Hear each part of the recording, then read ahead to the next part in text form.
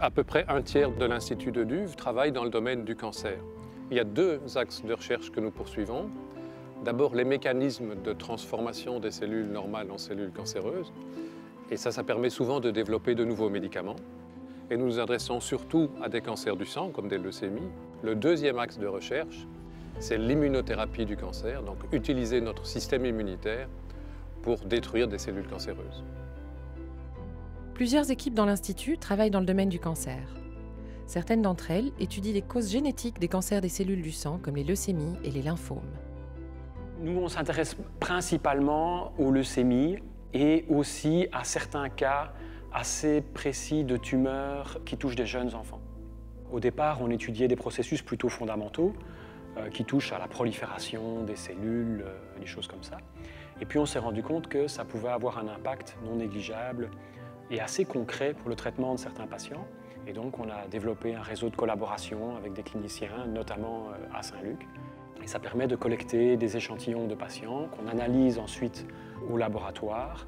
La technique la plus importante, c'est une technique de séquençage qui permet d'identifier des mutations génétiques. Et à partir de ces mutations génétiques, on va faire tout un travail pour comprendre ce que fait la mutation, quelle est la conséquence de la mutation, et ensuite, si on peut éventuellement corriger le défaut lié à cette mutation par un médicament. Et pour certains de ces patients, nos recherches peuvent parfois avoir un impact direct au niveau de leur traitement. C'est exceptionnel, mais c'est arrivé pour quelques cas où on a pu identifier un traitement très précis grâce à nos recherches. On appelle ça actuellement de la médecine personnalisée. Donc c'est le fait de pouvoir trouver un traitement a priori non standard pour un patient et de pouvoir parfois le sauver grâce à ça. Donc c'est vraiment des recherches qui sont très intéressantes. In my lab, we have one fundamental arm of our research that inspires the translational part, which is application to blood cancers.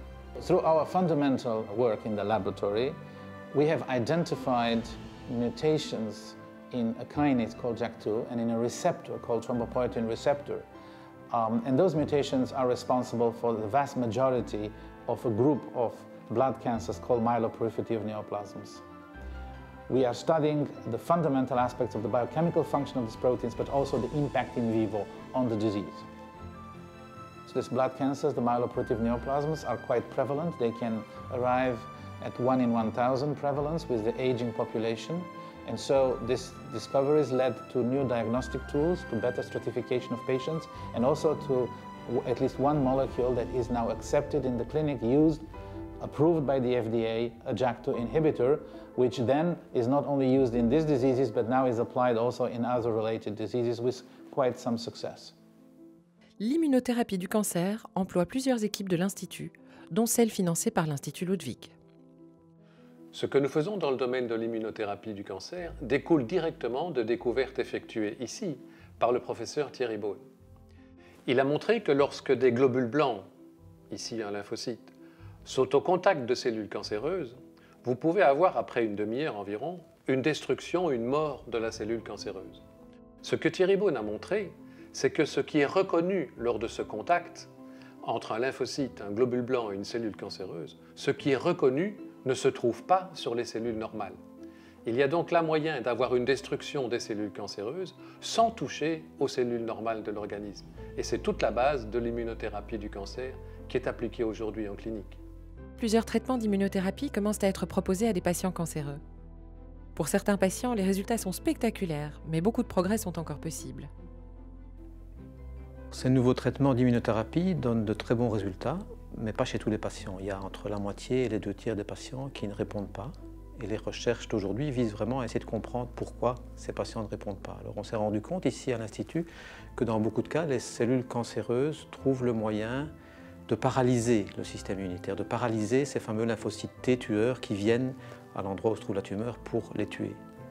Et un des mécanismes qu'elles utilisent pour faire cela, c'est un peu la politique de la terre brûlée. Elles épuisent le milieu environnant en certains éléments nutritifs dont les lymphocytes ont absolument besoin pour leur fonctionnement.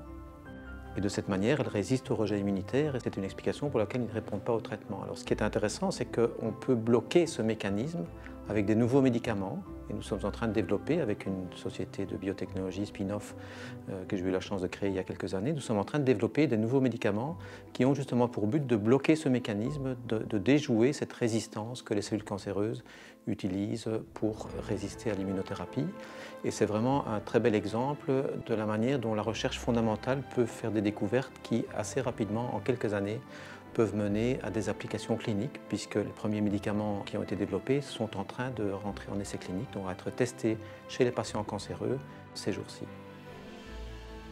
Les lymphocytes T dirigés contre les tumeurs qui ont été découverts par Thierry Boon sont manifestement paralysés chez la plupart des patients qui souffrent de cancer. Et dans mon laboratoire, on essaye de comprendre ce qui empêche ces lymphocytes T antitumoraux de rejeter les tumeurs. Et on a beaucoup travaillé sur un type cellulaire bien particulier qu'on appelle les T régulateurs ou Treg, qui sont des cellules qui suppriment le fonctionnement du système immunitaire. Les Treg sont indispensables pour nous protéger des maladies auto-immunitaires, par exemple. Mais chez les patients cancéreux, ils jouent un rôle négatif.